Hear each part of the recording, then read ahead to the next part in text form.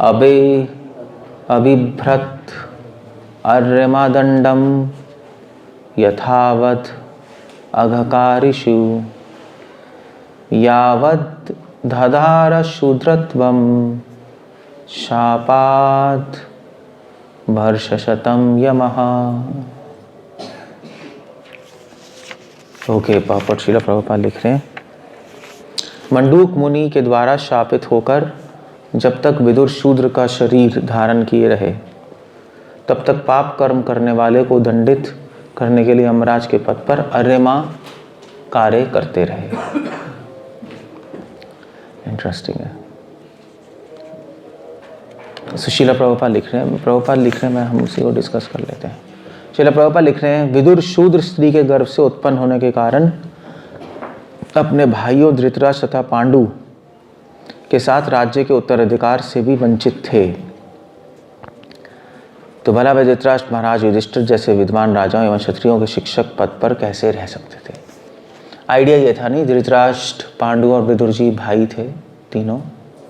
विदुर जी शूद्र के गर्भ से पैदा हुए थे, नहीं अम्बा अंबिका ने डर गई वो जब व्यासदेव जी पुत्र उत्पन्न करने आए, तो उन्होंने एक अपनी सर्वेंट को भेज दिया था व्यासदेव जी के पास। तो मेड सर्वेंट से और व्यासदेव जी के संगम से ये विदुर जी प्रकट हुए थे। क्योंकि फादर व्यासदेव थे बट मदर शूद्र थी, तो इसलिए वो शूद्र कुल के हुए, इनकम्पैटिबल नहीं। जनरली ब्राह्मण फैमिली के जो मेल्स होते हैं वो ब्राह्मणिकल फैमिली में ही शादी करते हैं, या मैक्सिमम क्षत्रिय, उससे नीचे नहीं जाते। और क्षत्रिय फैमिली के लोग क्षत्रिय फैमिली में पैदा शादी करेंगे, या वैश्य। शूद्र परिवार से शादी नहीं करते थे पहले। वो उसका इसका कारण था, ऐसा नहीं है कि छुआछूत था, ऐसा कुछ नहीं है। आइडिया ये था कि अलग अलग जो लेवल, अलग अलग फैमिलियों के जो लोग थे उनकी हैबिट्स अलग अलग होती है। आप लोग साउथ इंडिया नहीं गए, मैं तो साउथ इंडिया में रहा हूँ 6-7 साल। वहाँ पे आप जाओगे, ब्राह्मणिकल फैमिलीज़ की हैबिट्स बिल्कुल अलग है। वो बचपन से लड़की ब्राह्मण फैमिली में रह रही है, बचपन से उसके फादर मदर सुबह 4 बजे उठेंगे, गोबर लेपेंगे, भगवान का ऑल्टर सेट करेंगे। हर बार खाने से, कुकिंग करने से पहले ब्राह्मण फैमिली में नहाना पड़ता था, और उनकी साड़ी भी अलग थी किचन की। पता नहीं आप लोग ने देखा होगा, वहाँ तो है, साड़ी अलग होती है, किचन में घुस नहीं सकते ऐसे बिना नहाए, बहुत सारे रूल्स रेगुलेशंस होते हैं। सो अगर कोई और फैमिली से, कोई और कुल से लड़की आएगी, मान लीजिए वैश्य कुल से आ गई, उसकी ऐसी ट्रेनिंग ही नहीं है। सुबह उठ के वहाँ ब्राह्मण फैमिली में मेल मेंबर्स वेद पढ़ते हैं। वेद पढ़ने के लिए फीमेल्स को उनको पैरे अरेंजमेंट करना पड़ता है, उनकी वेदी लगाना, उनकी सेटिंग करना। फिर उनका जो प्रसाद होता है ब्राह्मण फैमिली में, उन लोगों का प्रसाद होता है 10, साढ़े 10, 11 बजे। वो जॉब नहीं करते, वो लोग ब्राह्मण फैमिली में कोई जॉब नहीं करते, वो पठन पाठन करते हैं, यज्ञ करते हैं। तो 10 बजे होगा तब तक आपकी यज्ञशाला में वो वेद पढ़ते रहेंगे। स्त्रियां भी अपना, उनको भी खाना, वो भी लेट खाएंगी क्योंकि हस्बैंड से पहले कैसे खा लेंगी। तो ये सारी ट्रेनिंग है ही नहीं। अगर वो लड़की किसी और परिवार से चली गई, वो कहेगी क्या हो रहा है, बचपन से देखा ही नहीं, वो पागल हो जाएगी। वो ऐसी नॉर्मल भी होता है। हमारे डिवोटीज़ कहीं इस्कॉन में डिवोटीज़ होते हैं, इंटरनेशनल सोसाइटी है।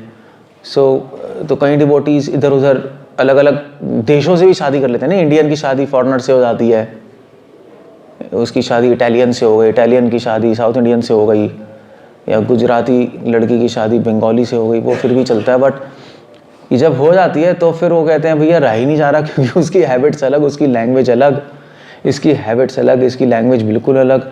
बहुत डिफ़िकल्ट होता है एडजस्ट करना। आप किसी भी पूछो, आप इंडियन और फॉरेनर की शादी होए, दोनों पागल हो जाते हैं। एक माता जी थी, वो मेरे पास आई, रशियन थी, उसका हस्बैंड इंडियन था, पंजाबी।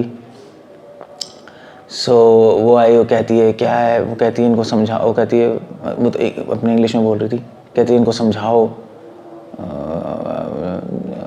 तो कहते teach him, he is complete nonsense. उसके सामने तो वो बैठा हुआ था, उसको देख रहा था। तो मैंने क्या हो गया, कहती है ये क्या है, ये अपने घर में अपने, तो जॉइंट फैमिली होती है इंडिया में, नहीं भाई भाई तो अपने भाई के घर जाते हैं, और भाई के घर जाते हैं, इनका भाई सोफे पे पैर ऊपर लेट करके बैठा होता है, और ये भी पैर ऊपर करके आराम से बात कर रहे होते हैं। ये क्या एटिकेट्स हैं। अपनी मदर के पास जाके उसी बेड पे सो जाते हैं मम्मी के साथ। ये क्या है, उसके डाइजेस्ट नहीं। इंडिया में तो चलता है नहीं, ओपन है फैमिली वालों के साथ। वहाँ पे रशिया में आई नहीं, तो वो डाइजेस्ट नहीं कर पा रही। So cultural difference, that's the whole idea. Familial difference, Baniya की लड़की बनियों में ही सेट होती है, उसका माइंड ऐसा चलता है। सो ये थोड़ा साइंटिफिक है, कोई इसमें कोई छुआछूत की बात नहीं है। वहाँ की लड़की, क्षत्रिय परिवार की लड़की क्षत्रिय परिवार में आएगी, क्योंकि बचपन से वो अपने फादर को देखी वो लड़ाई करने हैं। नहीं, क्षत्रिय परिवार में किंग्स होते थे, लड़ रहे हैं, बो एरो ट्रेन कर रहे हैं, तो लड़की भी उसमें थोड़ा बहुत करती थी। नहीं, उसका राज दरबार है, सर्वेंट्स हैं। अब वो क्षत्रिय लड़की अगर ब्राह्मण कुल में चली गई तो परेशान हो जाएगी।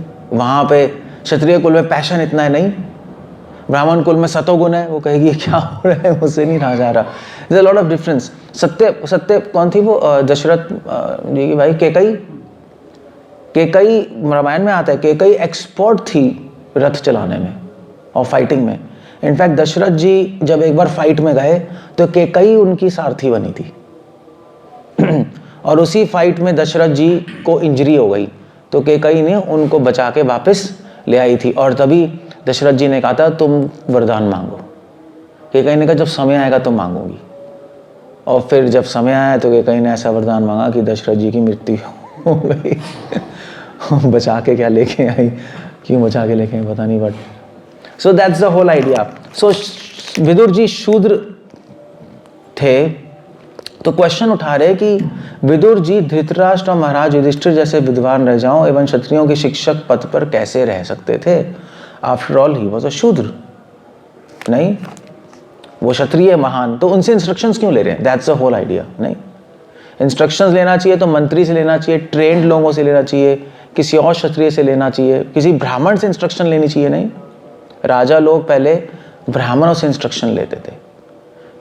और इनफैक्ट अगर कोई भी मैनेजमेंट करना है अच्छा कहीं भी, या तो किंगडम हो या फैमिली हो या टेम्पल हो, कोई भी मतलब रिलीजियस इंस्टीट्यूशन हो, या आई मीन टू से या कुछ भी हो, कोई भी प्रोजेक्ट हो, अगर उसको सक्सेसफुल करना है और एथिकली चलाना है। एथिकली समझते हो आप लोग? एथिकली कैसे कहेंगे? हाँ, एथिकली कैसे कहते हैं? हाँ, मतलब अगर उसको नीति और मर्यादा से चलाना है तो उसमें हमेशा दो लोग होने ही चाहिए, वो एक क्षत्रिय और एक ब्राह्मण। जैसे टेम्पल चलाने में अगर सिर्फ क्षत्रिय चला रहे हैं तो टेम्पल बर्बाद हो जाएगा, क्योंकि क्षत्रियों, और अगर सिर्फ ब्राह्मण चला रहे हैं तो भी बर्बाद हो जाएगा। दोनों का कॉम्बिनेशन चाहिए। इनफैक्ट किसी भी टेम्पल चलाने के लिए 3 कॉम्बिनेशन चाहिए, क्षत्रिय, ब्राह्मण और वैश्य। और in fact of course I mean to say workers भी चाहिए। सभी टीम है, नहीं टीम ही है, बट ब्राह्मण क्षत्रिय तो होने चाहिए, क्योंकि ना केवल ब्राह्मण चला सकता है कोई सेटअप, ना क्षत्रिय चला सकता है। ब्राह्मण क्या करता है? आइडियाज देता है। ब्राह्मण का काम है विजन देना, आइडियाज देना। क्लियर हो गया? ब्राह्मण मतलब इंटेलिजेंट स्कॉलरली व्यक्ति जिसने शास्त्र पढ़े हैं, जिसका एक्सपीरियंस है लाइफ का, जो विजनरी है। ब्राह्मण विजन देता है और ब्राह्मण आइडिया देता है, प्लान देता है। और ऐसा विजन आप कहोगे हम भी दे सकते हैं, नहीं हम भी कर सकते हैं विजन, प्लान, आइडियाज, बट ब्राह्मण विजन, आइडियाज और प्लान इस तरह देगा कि धर्म का खंडन ना हो, धर्म की रक्षा हो। वो और कोई नहीं कर सकता। नहीं, आप आजकल यूथ्स कहेंगे अरे हम भी तो विजनरी है, हम भी तो प्लान्स बना सकते हैं, ब्राह्मण क्या लगा रखा है। वेल, आपको धर्म नहीं आता। आप शास्त्रों का खंडन करके, धर्म का खंडन करके विजन्स और प्लान्स बनाओगे, दूसरे एक्सप्लॉइट होंगे। कॉर्पोरेट सेक्टर यही है। नहीं, कॉर्पोरेट सेक्टर में बनाते तो हैं vision, plans, project, mission statement, और उसके बाद क्या कहते हैं मिशन, क्या कहते हैं उसका, मिशन स्टेटमेंट, गोल, फिर उसके बाद आपका प्रोजेक्ट का ब्लूप्रिंट क्या है, सब बनाते ही हैं, बट पूरी स्कीम एक्सप्लॉइट करने के लिए। सो ब्राह्मण देगा विजन, ऐसे करना है, ऐसे करना है और ऐसे करना है, और धर्म के अकॉर्डिंग चलना है, और क्षत्रिय उसको एग्जीक्यूट करता है। वो एग्जीक्यूट करेगा। क्षत्रिय एक्सपर्ट है एग्जीक्यूशन में,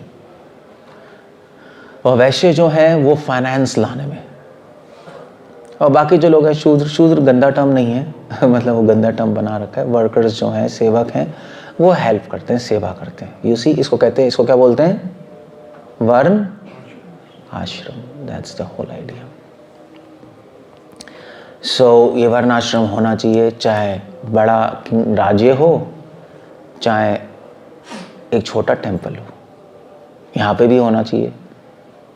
सबको अपने एबिलिटी के अनुसार काम करना चाहिए, तो परफेक्ट होगा। सब टीम काम करेंगे, एक आदमी कोई कुछ नहीं कर सकता, असंभव है। वो सबका गलत, ऐसा नहीं है कि वो हेड हैं, लीडर हैं, ये नहीं है तो वो अकेले कर लेंगे, ऐसा कभी नहीं होता।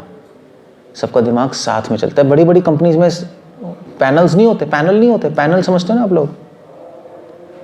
पता है ना, यस या नहीं? पैनल्स होते हैं, पैनल में बहुत सारे एक्सपर्ट्स बैठते हैं, तब बड़ी बड़ी कंपनियां चलती हैं। ऐसे ही होता है, सब टीम है। जैसे यहाँ पर भाई, यहाँ पे भी लेक्चर बलदेव प्रभु दे रहे हैं, ठीक है, कीर्तन गोकुल कर रहा है, सब अपने अपने फील्ड में एक्सपर्ट है। पुजारी सेवा राघव हरिहर कर रहे हैं, ठीक, हरे कृष्णा कर रहे हैं। उसके बाद मैनेजमेंट में अच्युत गोविंद प्रभु हैं, मैं आइडियाज़ दे रहा हूँ। तो you know it's a team. Otherwise माता जी सर्विसेज कर रही हैं, और जो भगवान की सेवाएं होती हैं, फूल और वो भी कुकिंग हो रही है, कर रहे हैं। सो इट्स या सो अब क्वेश्चन यहाँ पर ये है कि जो ब्राह्मणिकल व्यक्ति है उसको वैश्य व्यक्ति ऑर्डर नहीं कर सकता।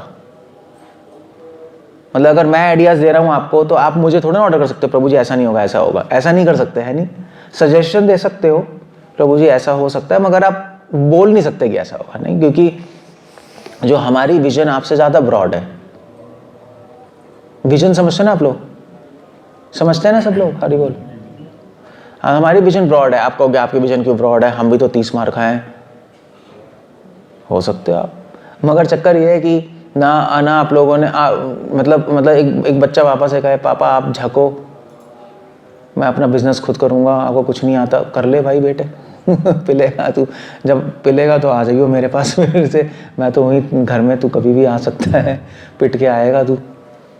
सो चक्कर ये है ना कि हमारी विजन आपसे ब्रॉड है ही, और रहेगी। आप कुछ भी कर लो आप, क्योंकि हमें कितने साल हो गए और हमने पूरा वर्ल्ड ट्रैवल किया, हमने कितने सारे टेम्पल्स देखे, कितने सारे डिवोटी देखे हैं, कितनी सारी प्रॉब्लम देखी है, और जो प्रॉब्लम्स होंगी यहाँ वो हमें पहले ही पता है। हमें पता है क्या आने वाला है, हमें पता है नेक्स्ट क्या प्रॉब्लम आने वाली है, और हम वार्न कर सकते हैं, उसको हम रोक सकते हैं। और उसके बाद हम लोग बहुत सारे टेम्पल्स देख चुके हैं, कंस्ट्रक्शंस देख चुके हैं, आर्किटेक्ट देख चुके हैं, तो हम आपको आइडियाज़ दे सकते हैं।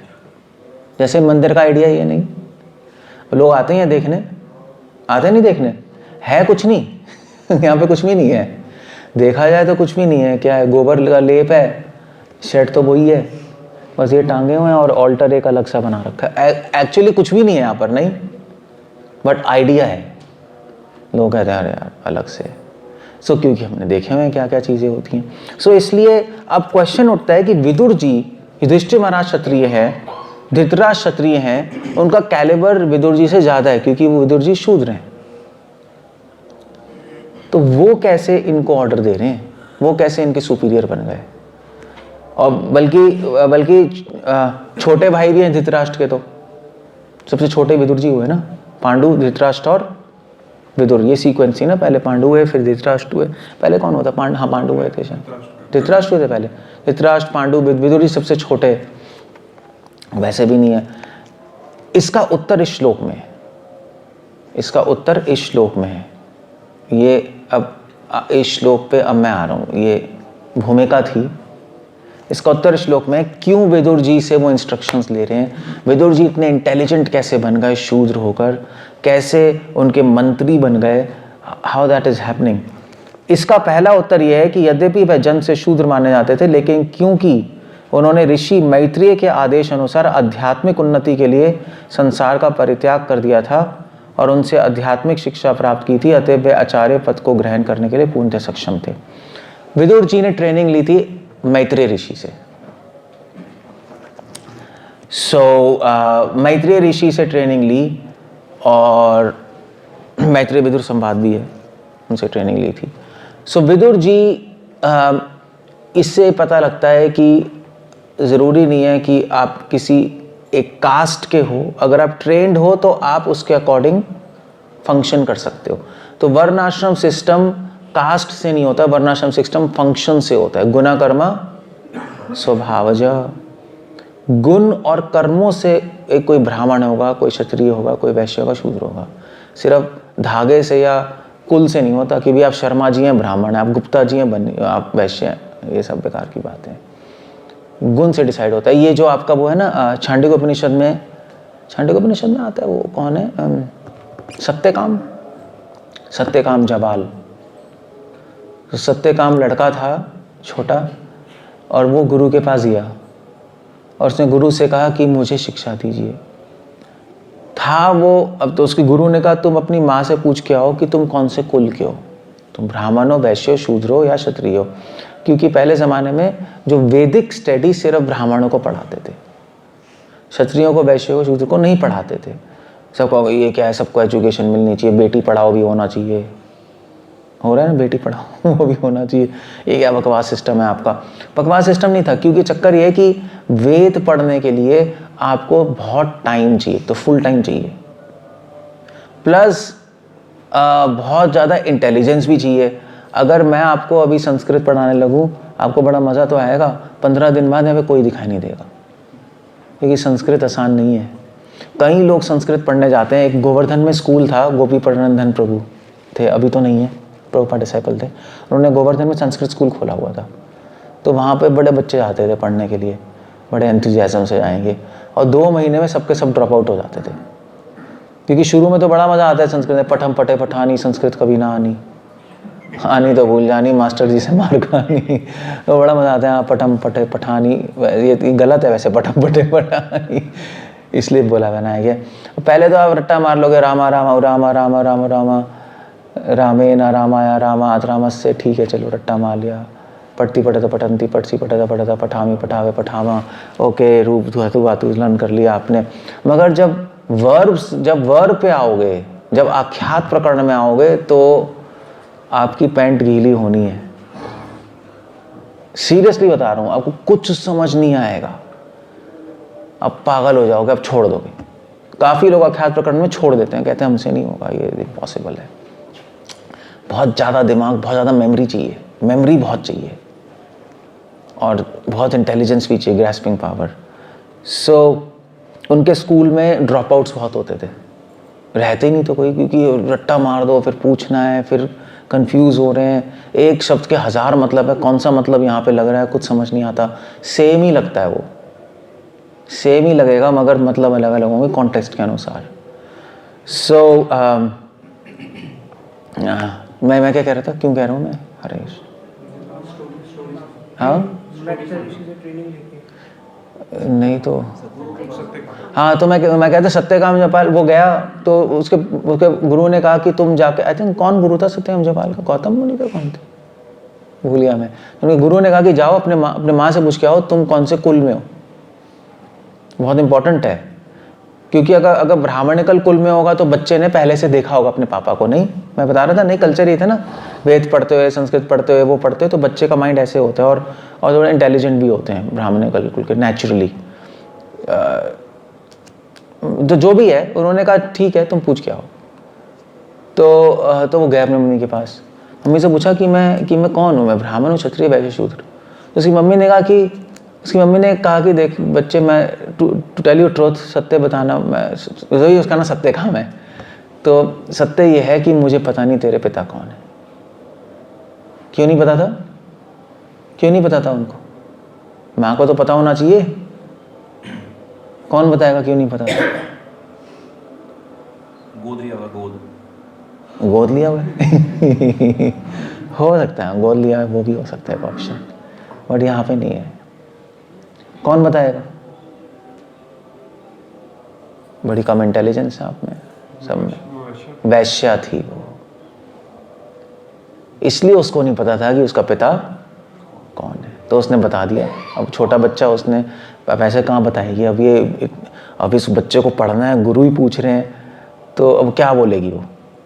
तो उसने उस बच्चे को बोला कि मुझे पता नहीं तेरा पिता कौन है, तो इसलिए मुझे कुल पता ही नहीं, क्योंकि पिता से कुल होगा ना। उसने ये नहीं बताया मैं वैश्य हूँ, बट ये बता दिया।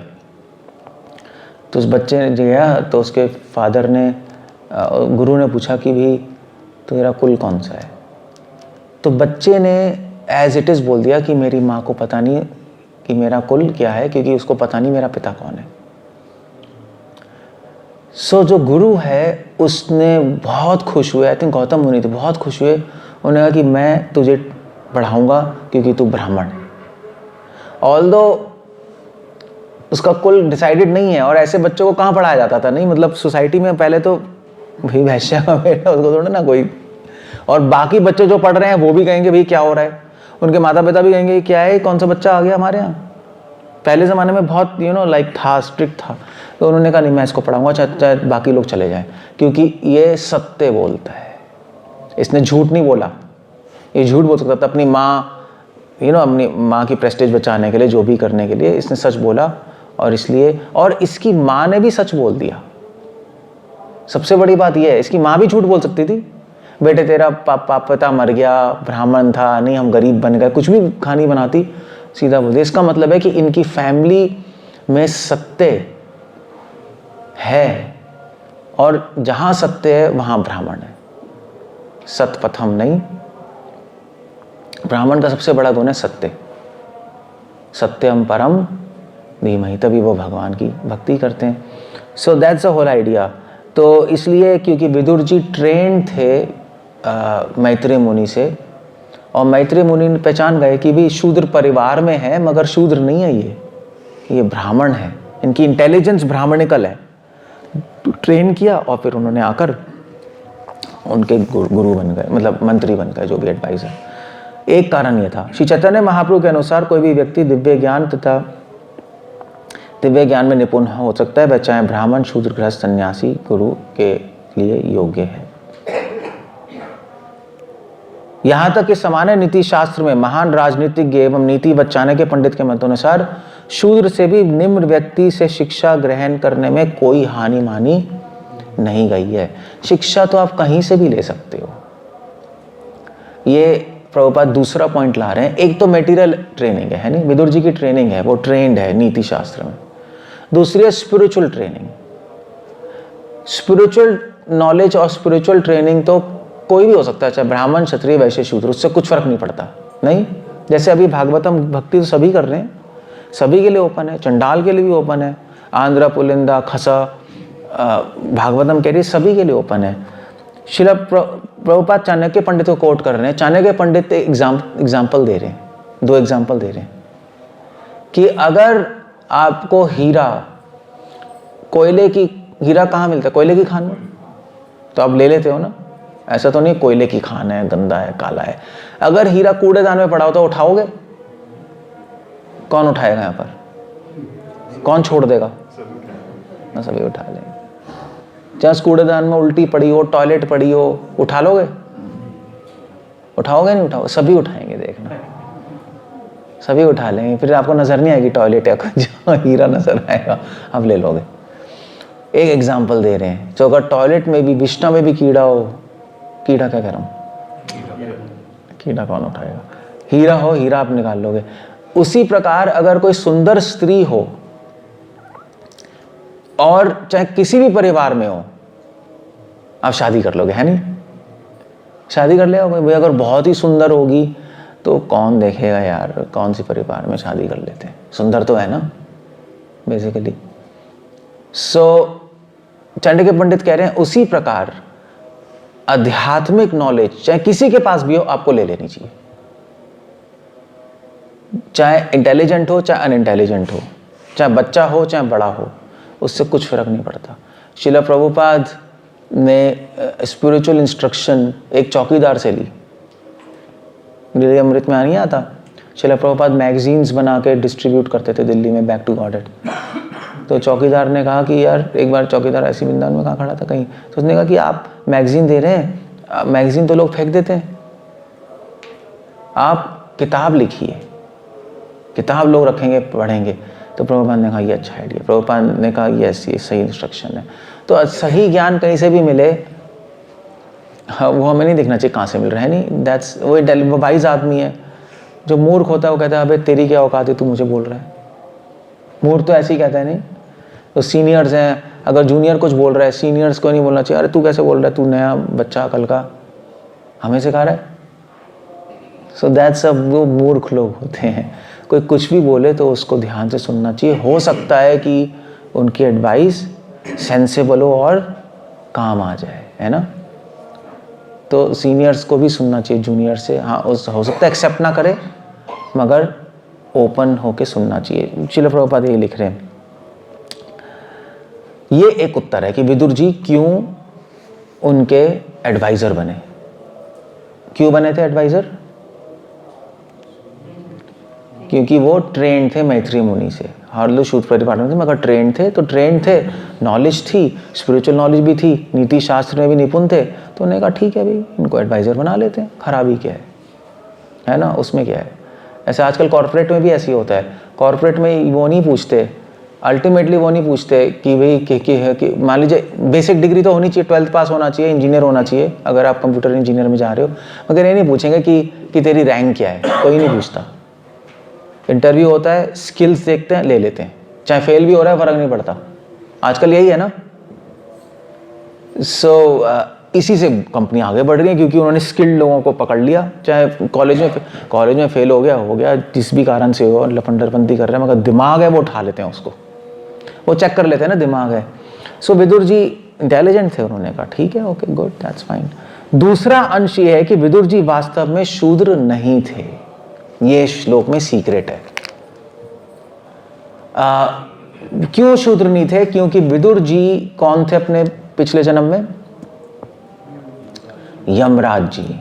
विदुर जी, वैसे तो यहां पे लिख रहे हैं, विदुर जी यमराज जी थे, मतलब यमराज जी के अवतार हैं विदुर जी, कोई साधारण व्यक्ति नहीं है। और यमराज जी के अवतार कैसे है? यमराज जी को किसने शाप दिया था? मंडूक मुनि ने। मंडूक मुनि कौन थे? श्रील प्रभुपाद लिख रहे हैं यहाँ पे मंडूक मुनि कौन थे? श्रील प्रभुपाद लिख नहीं रहे मंडूक मुनि कौन थे। इंटरेस्टिंग है। एनीवे, मंडूक मुनि कौन थे? मंडूक मुनि भगवान इच्छा से मंडूक मुनि के शाप के कारण उन्हें विदुर के अवतार रूप में इस पृथ्वी पे आने का मौका मिला और महान भक्त की तरह निरंतर भगवान की सेवा में जुटने का मौका मिला। ऐसा भक्त न शूद्र होता है न ब्राह्मण होता है। That's the whole idea.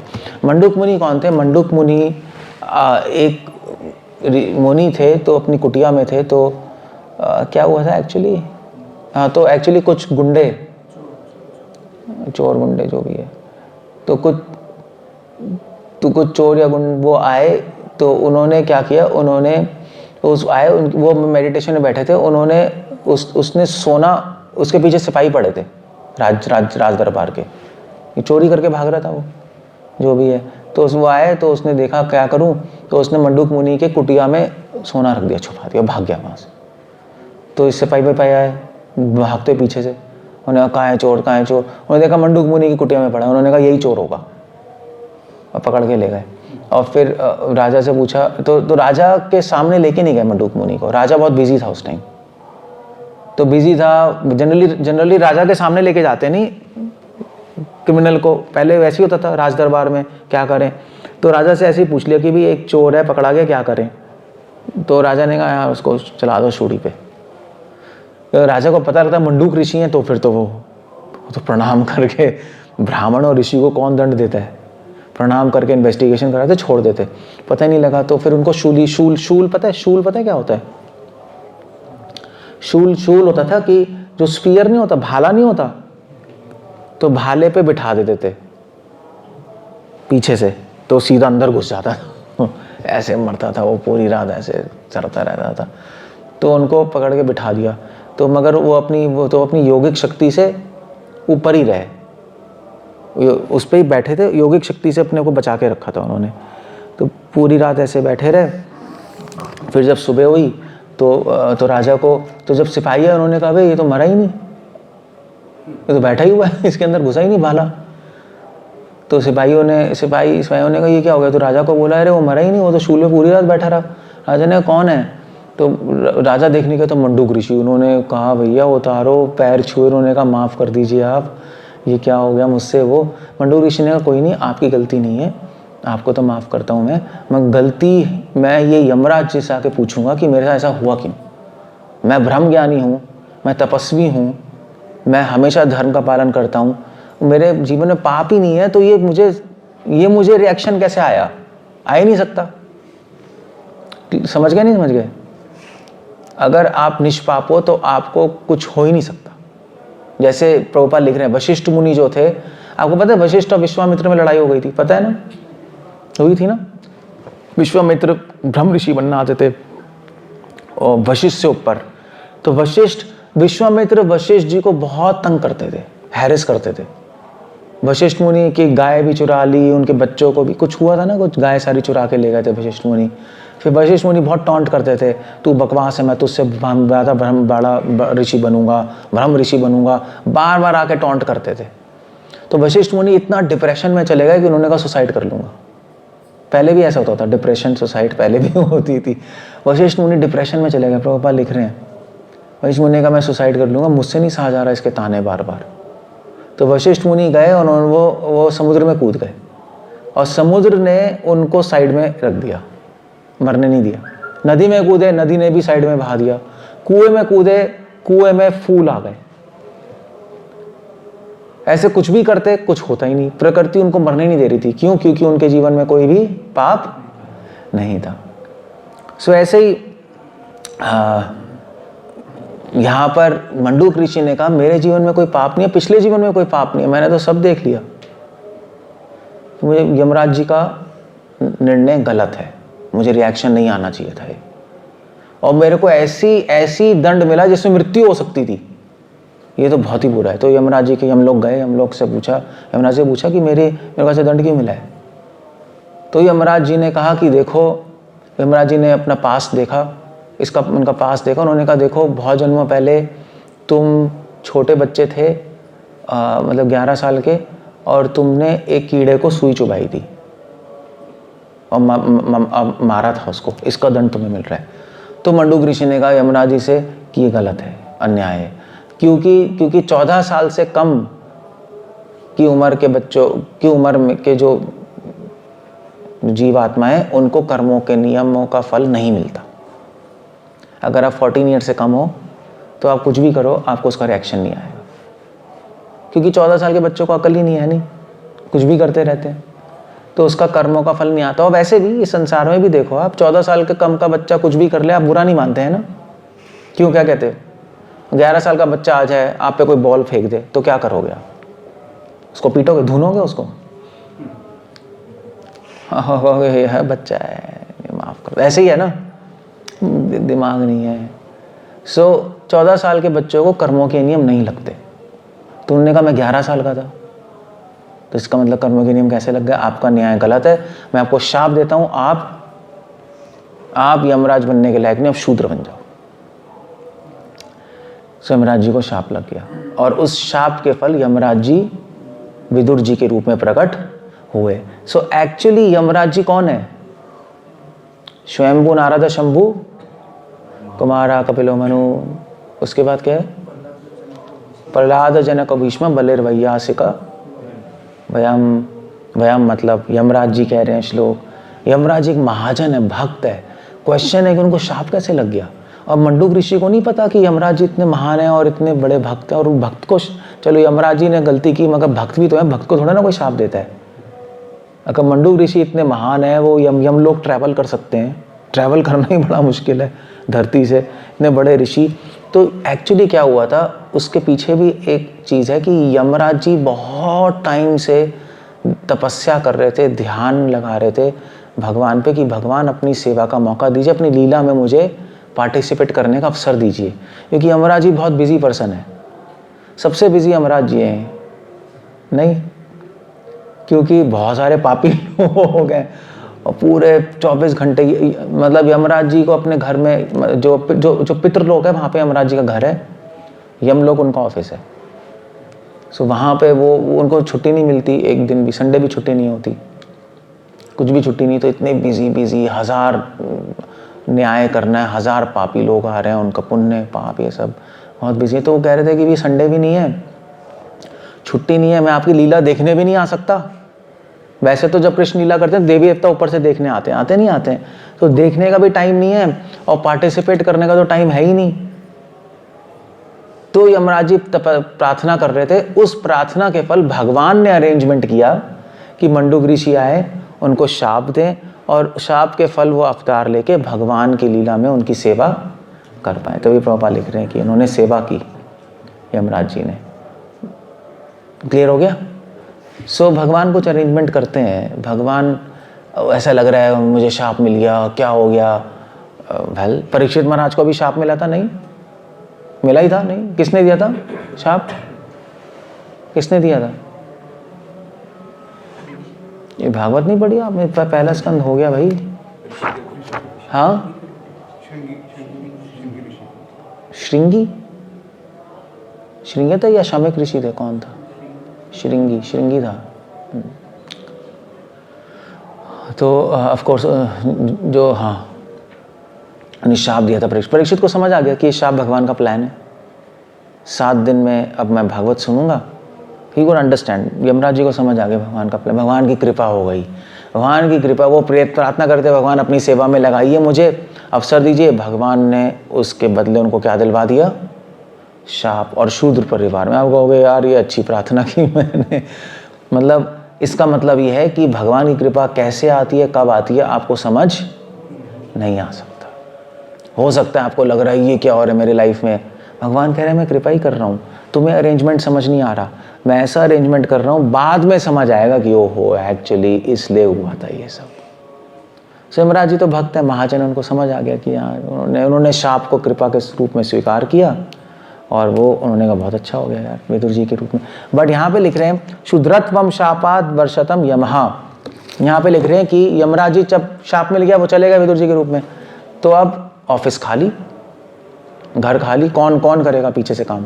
तो एक देवता थे अर्यमा, अर्यमा देव हैं। शीला प्रभुपाद पता नहीं कौन क्या लिख रहे हैं। अर्यमा कौन थे, किसी को पता है? हाँ हाँ, तो 12 आदित्यों में से एक आदित्य है, मतलब सन गॉड। तो जो सूर्य देव होते हैं, तो 12 महीने में एक सूर्य देव नहीं होते, हर महीना अलग अलग चेंज होते रहते हैं। हर महीने मतलब तो 12 सूर्य देव हैं, क्योंकि पूरे साल अगर रहते रहेंगे वो तो पागल ही हो जाएंगे। क्योंकि पूरे साल मतलब 1 सेकंड का, यमराज जी फिर भी रात को छुट्टी लेके अपने घर चले जाते हैं रेस्ट करने। सूर्यदेव रेस्ट कैसे करेंगे? तो चलना ही चलना है, समझ गए ना? रात को रेस्ट थोड़ा ना करते हैं, कहीं और सूरज होता है ना, वो चलते ही रहते हैं। इसलिए हर महीने अलग अलग लोगों की ड्यूटी लगती है। सो एक सूर्यदेव थे अर्यमा, उन्होंने, भगवान ने कहा तुम ये चले गए तो इसकी ड्यूटी तुम संभालो तब तक। तो अर्यमा ने ड्यूटी संभाली थी, सन गॉड ने वहाँ पे जाकर, सूर्यदेव ने, आदित्य। और तो जब वो वहाँ पे चले गए तो ऑफिशिएटिंग वो थे। तो शीला प्रभुपाद भागवत में लिख रहे हैं अर्यमा ने संभाली, and that's it, that's how it went like that, के पद पर अर्यमा कार्य करते रहे। इस तरह से अरेंजमेंट हुआ। और फिर विदुर जी जब लीला खत्म हो गई वापस गए, अर्यमा अपने ड्यूटी लेने चले गए। विदुर जी दोबारा से वॉज हैप्पी, यमराज जी के पोस्ट पे दोबारा आ गए। सो ये दूसरा कारण है कि विदुर जी को क्यों उन्होंने स्वीकार किया धृतराष्ट्र यमराज जी ने। युधिष्ठिर महाराज ने, युधिष्ठिर महाराज को पता था विदुर जी कौन है, युधिष्ठिर महाराज नहीं, क्योंकि ये यमराज जी के, यम के अवतार हैं, यम के अंशी हैं। तो शूद्र वूद्र कुछ नहीं है, वो तो बाहर से कास्ट में है। दे न्यू, उनको पता था, इसलिए उन्होंने उनको स्वीकार किया अपने गुरु के रूप में। That's how it goes.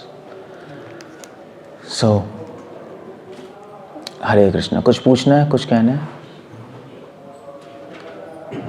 Vidur ji की अनुपस्थिति में 100 वर्ष तक यमराज जी के कार्यभार को संभालने के लिए अर्यमा का चुनाव ठीक ही था। 100 वर्ष के लिए उन्होंने संभाला management. That's all. Okay, so we'll end up there.